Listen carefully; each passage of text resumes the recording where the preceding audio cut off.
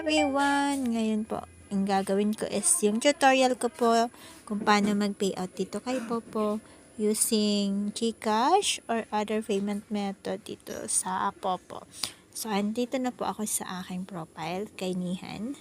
Ewan kung bakit Nihan, pero Nihan is stand for honey.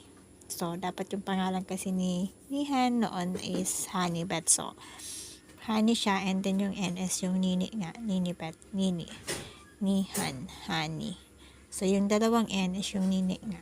So, ayan, punta tayo dito sa ating points. Ayan, ang points ni Nihan is 200. So, 2 days yan. 1 day pala kasi nanalo tayo ngayon. So, withdraw now. Ayan, 21. So, pero sa akin po as agent, yung makukuha ko is buo lang po.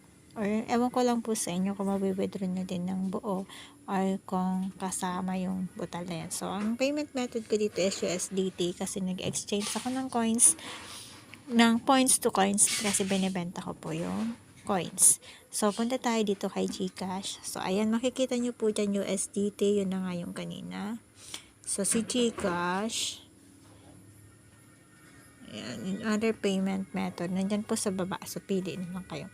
So, meron na po ako dito nakaset up na GCash. Ayan, GCash.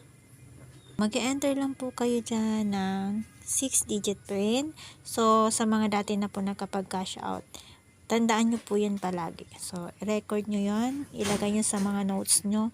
Huwag nyo kalimutan kasi mahirap na po makalimutan yung 6-digit PIN code dito.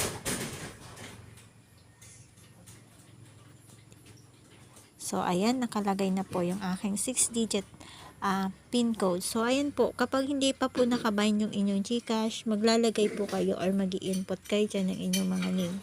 So, sa akin po kasi naka-input na. Pati yung aking GCash. So, verify nyo, pakicheck lang po kung tama. And then, you have to submit. And then, babalik po kayo dyan sa withdraw. So, nandun na 22. Kanina 21. So, ayan, 22 na po. Withdraw now na tayo. Cancel natin. Tingnan nyo po kung GCash na yun. So, GCash na po siya. Kanina ka USDT siya. So, ngayon GCash na. So, withdraw now ka na po. Withdraw now. So, mayroon dyan. Confirm. Confirm po. And then, you have to enter amount. So, dito po sa akin as agent, buo lang po yung ilalagay. So, 20. Kasi, $20 yung ating ipipay out. Bakit malabo? So, ayan, bako lang siya. And then, submit. So, ayan po, $20. Confirm ko lang siya. So, input ka ulit po ng iyong 6-digit PIN code dito kay Popo. So, wag nyo kalimutan yon. Kasi mahirap na po pag nakalimutan. Dami nang aayusin. So, ayan na po, wala na. Ano na po siya, $1 na lang. So, punta tayo, back tayo. Back.